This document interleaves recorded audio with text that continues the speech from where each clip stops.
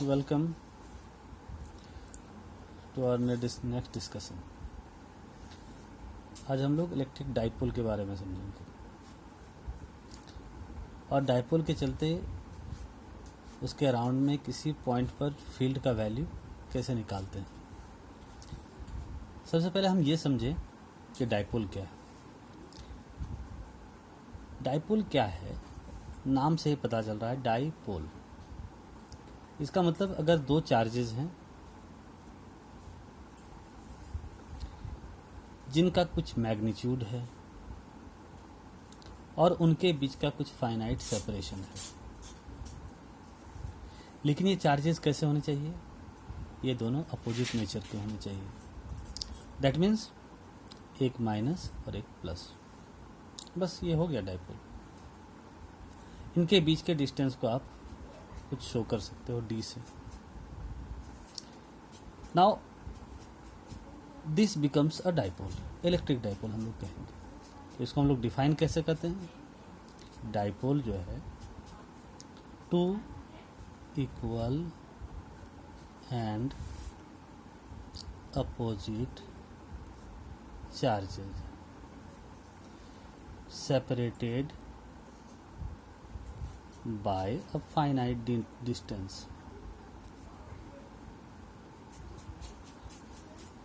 ना अगर ये डाइपोल है तो इसको हम लोग क्वांटिफाई कैसे करें। A dipole is characterized by dipole moment, और वो डाइपोल मोमेंट हो जाएगा आइदर चार्ज इनटू डिस्टेंस। कौन सा चार्ज, कोई एक चार्ज, आप किसी एक चार्ज को ले लीजिए और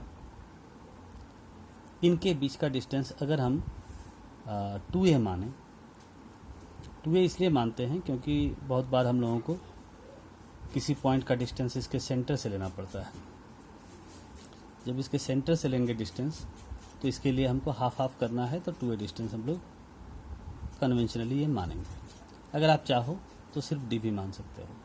अगर आप डिस्टेंस को d मान रहे हो तो फिर हाफ करना होगा d/2। उस केस में कैलकुलेशन थोड़ा आसान नहीं रहेगा। नाउ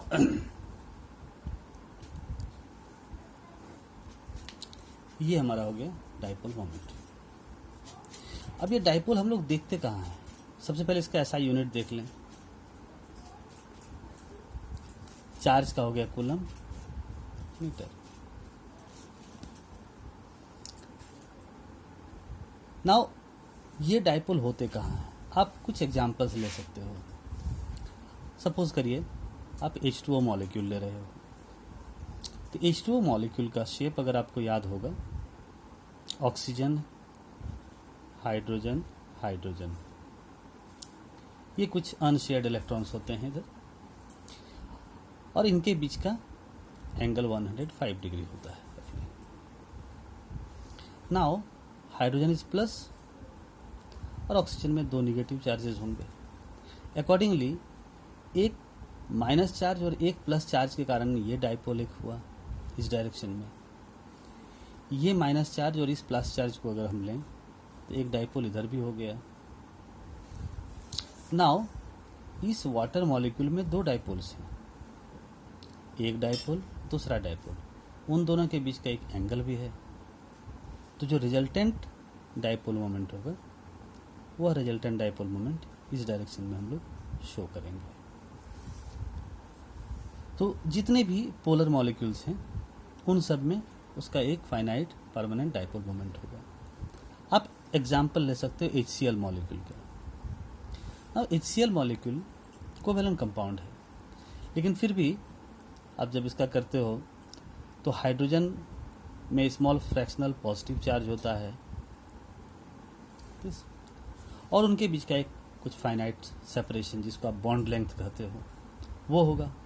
अकॉर्डिंगली इसका भी एक डाइपोल मोमेंट होगा। तो ये सब कुछ एग्जांपल्स हैं। नाउ किसी भी डाइपोल का स्ट्रेंथ उसके डाइपोल मोमेंट से दिखाते हैं। अगर चार्ज का मैग्नीट्यूड ज़्यादा है तो डाइपोल मोमेंट का वैल्यू ज़्यादा होगा। ना ये जो डिस्टेंस है वो डिस्टेंस कितना होता है? ऑर्डिनरीली जो मॉलिक्यूल्स के बीच का डिस्टेंस होता है वो कुछ एंगस्ट्रम का हो सकता है या -10⁻⁶ मीटर का, माइक्रोमीटर का, कुछ इस तरह से। ये जो डिस्टेंस है सेपरेशन वो बहुत ही छोटे होते हैं, इस चीज़ को थोड़ा सा ध्यान रखिएगा। नाउ ये जो है एक वेक्टर क्वांटिटी है, P एक वेक्टर क्वांटिटी है, और अगर वेक्टर है तो उसका एक डायरेक्शन होगा। इसका डायरेक्शन हम लोग, अगर ये -q चार्ज है और ये +q चार्ज है तो डायरेक्शन -q से +q तरफ लिया जाएगा। अगर आप ये प्लस चार्ज और ये माइनस चार्ज लिख रहे हो तो डाइपोल मोमेंट का डायरेक्शन इधर हुआ। अकॉर्डिंगली अगर आप दिखाना चाहो तो आप इस तरह से दिखाओगे -p। अब हम आते हैं कि डाइपोल के चलते फील्ड क्या होगा। तो सपोज करिए एक्सियल,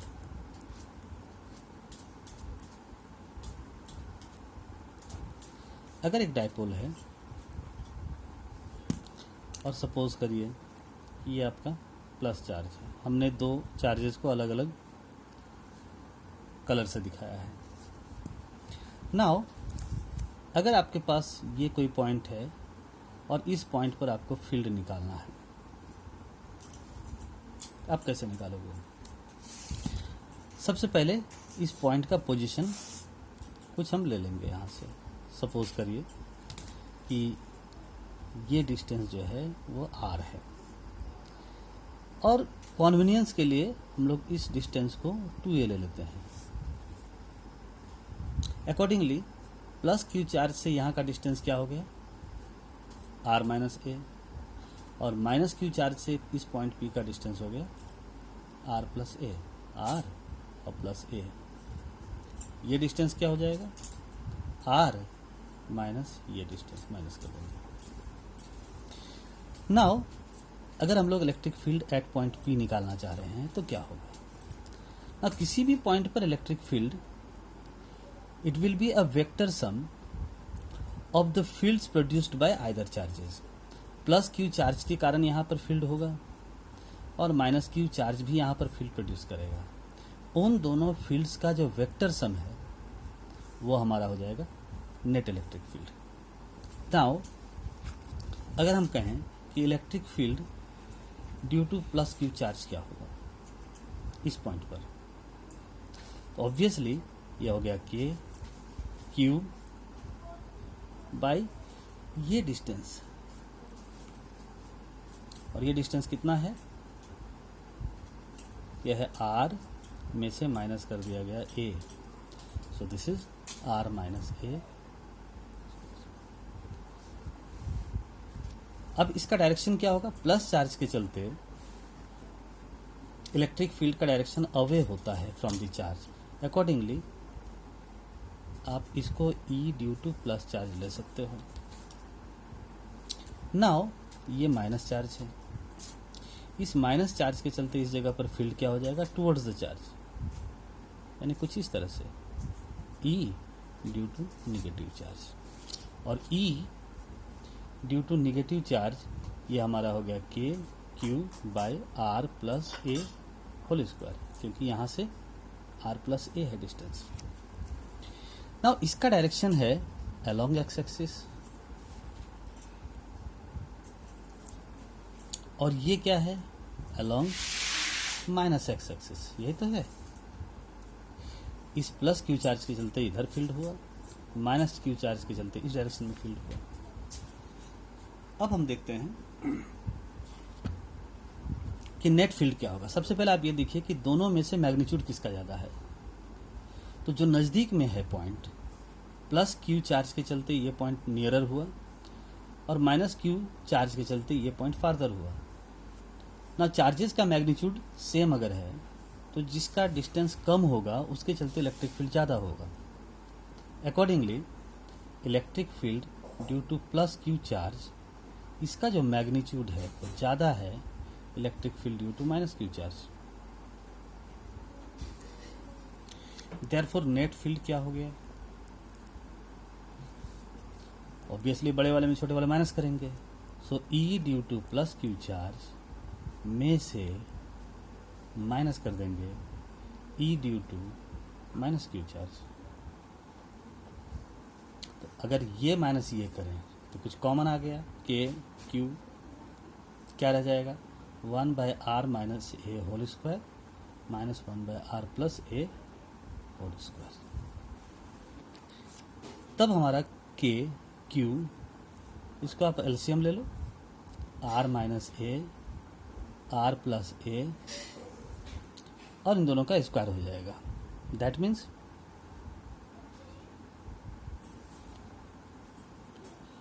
अब इसको आप वर्कआउट करो, r plus A whole square minus r minus A whole square, तब ये बन जाएगा के क्यू, ये आपका बना आर स्क्वायर माइनस ए स्क्वायर का होल स्क्वायर। और इसको आप वर्कआउट करिए तो आप देखोगे आर स्क्वायर कट जाएगा, ए स्क्वायर भी कटेगा, यहाँ ट्वाइस ए आर और plus twice A R, 4 AR।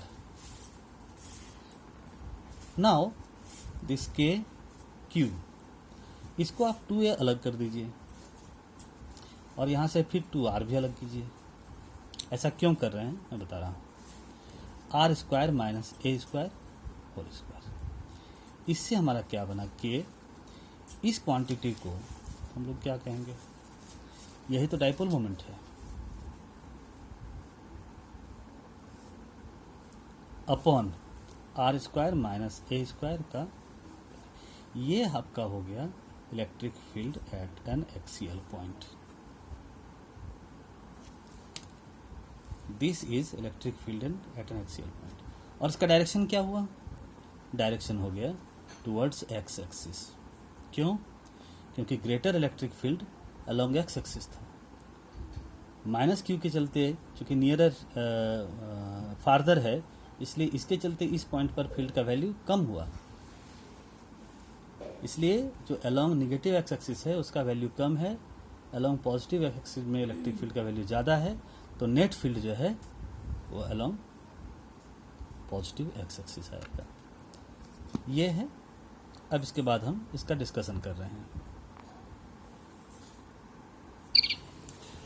अब देखिए, हमने अभी देखा कि इलेक्ट्रिक फील्ड एक्सियल पॉइंट पर ये आया था, ठीक। इसका डायरेक्शन हुआ अलोंग पॉजिटिव एक्स एक्सिस, यानी अगर आप इसको माइनस क्यू और इसको प्लस क्यू ले रहे हो तो पी का डायरेक्शन इधर हुआ, लेफ्ट से राइट। और इस पॉइंट पर इलेक्ट्रिक फील्ड का जो नेट डायरेक्शन हुआ वो ये हुआ, ई एक्सियल नेट। मान लेते हैं कि डाइपोल बहुत ही छोटा है। छोटा डाइपोल कब कहते हैं, जब ये डिस्टेंस आर बहुत ज़्यादा हो, किसके कंपैरिजन में, डाइपोल लेंथ के कंपैरिजन में। एक्चुअली में जो डाइपोल्स होते हैं, आइडियल डाइपोल्स, वो बहुत ही छोटे होते हैं और जो पॉइंट ऑफ ऑब्जर्वेशन है उसके कंपैरिजन में बहुत ज़्यादा होता है। इसलिए सारे केसेस में जो डिस्टेंस होगा डाइपोल से वो बहुत ज़्यादा होता है डाइपोल लेंथ के कंपैरिजन में। इस चीज़ को ध्यान दीजिए। नाउ अगर आर बहुत ज़्यादा है ए से, तब क्या होगा, आर स्क्वायर माइनस ए स्क्वायर, इसको क्या कहेंगे, ए बहुत कम है, निग्लिजिबल है, इसलिए r square minus A square will be are square only. तो फिर आपका ई एक्सियल क्या बन गया ऊपर वाले फॉर्मूले से, सो के 2p आर बाई, ये आर का पावर, ए स्क्वायर खत्म हो गया, ये आर का पावर 4 हुआ, एक आर कट जाएगा, so this is k 2p by r cube along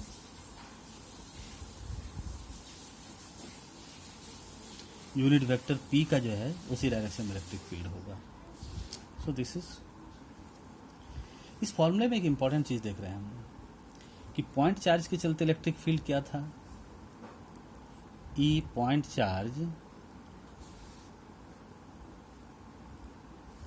वो के क्यू बाय आर स्क्वायर था, लेकिन यहाँ E ड्यू टू डाइपोल क्या हो रहा है,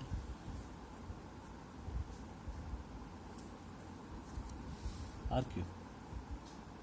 that means electric field due to a dipole varies more intensely than that of a point charge. अब हम आते हैं इसके आगे। मैंने इसके लिए जो नोट्स हैं वो आपको भेज दिए हैं, उसको देखोगे थोड़ा सा। नेक्स्ट है हमारा electric field due at an equatorial point.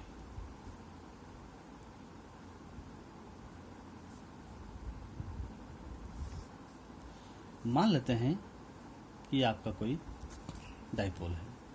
आप चार्जेस को इस तरह से दिखा सकते हो, plus Q, this is minus Q, इनके बीच का डिस्टेंस आप 2a ले लीजिए। नाउ सपोज करिए जिस पॉइंट पर इलेक्ट्रिक फील्ड आपको निकालना है वह पॉइंट, इसको a आप लिखिए, क्योंकि p से हम लोग इसको डाइपोल मोमेंट को रिप्रेजेंट कर रहे हैं तो कंफ्यूजन हो सकता है। Now total electric field at this point will be the vector sum of fields produced due to plus q charge, यानी ये प्लस क्यू चार्ज इस पॉइंट पर फील्ड बनाएगा और ये माइनस क्यू चार्ज भी इस पॉइंट पर फील्ड बनाएगा, तो उन दोनों का जो वेक्टर सम होगा वही नेट इलेक्ट्रिक फील्ड होगा। अब इसको क्या किया जाए, आप इसको ज्वाइन कर दीजिए।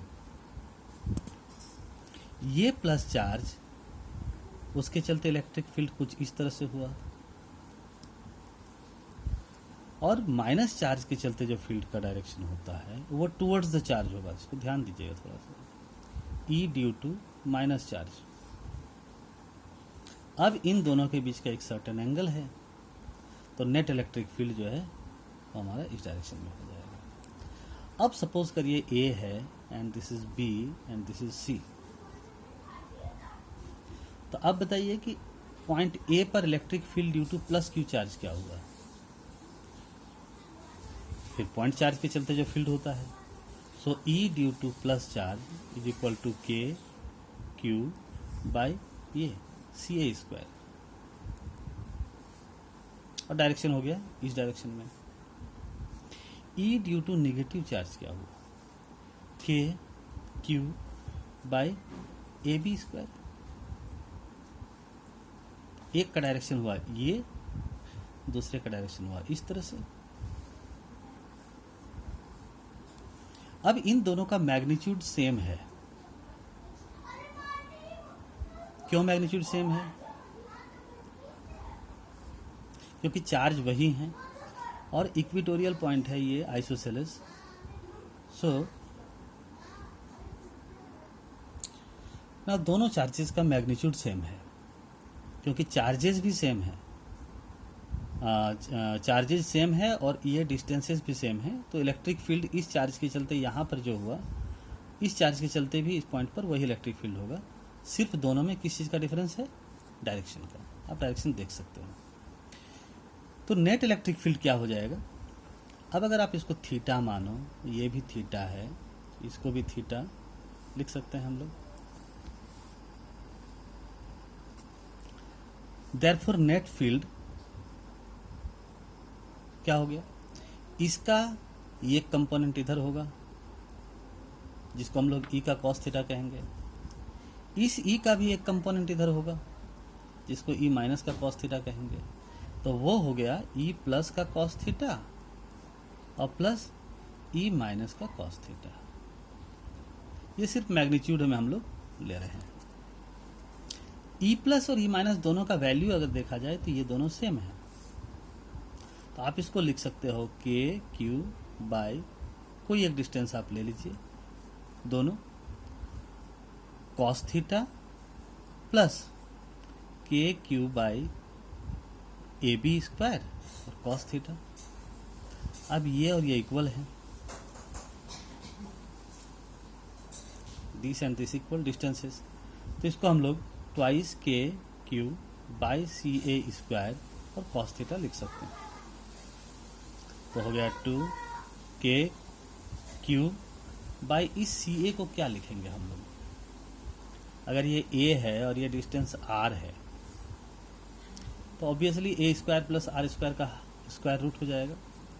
सो this will be are square plus A square power half. और फिर कॉस थीटा क्या हो गया इसमें? Cos theta is equal to B by A by this. इसको क्या कहेंगे हम लोग? Square root A square plus R square, यानी आर स्क्वायर प्लस ए स्क्वायर. सॉरी, ये हो जाएगा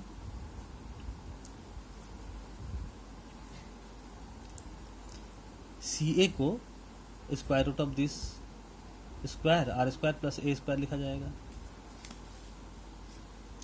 और जो सी ए स्क्वायर है वो this square plus this square हो गया. R square plus A square is equal to c a square, वही मैंने लिखा. ये आपका बन गया के क्यू इंटू टू ए, के क्यू टू ए. और ये क्या बनेगा? आर स्क्वायर प्लस ए स्क्वायर का पावर, ये बन गया 3/2. डायरेक्शन क्या हुआ इसका नेट? इसका नेट डायरेक्शन आप देख लीजिए, इस डायरेक्शन में आ रहा है. अगर आप यहाँ पर भी देखो तो इसका जो डायरेक्शन है, एक डायरेक्शन इधर हुआ, दूसरा ये हो गया. इसका नेट डायरेक्शन लाइक दिस.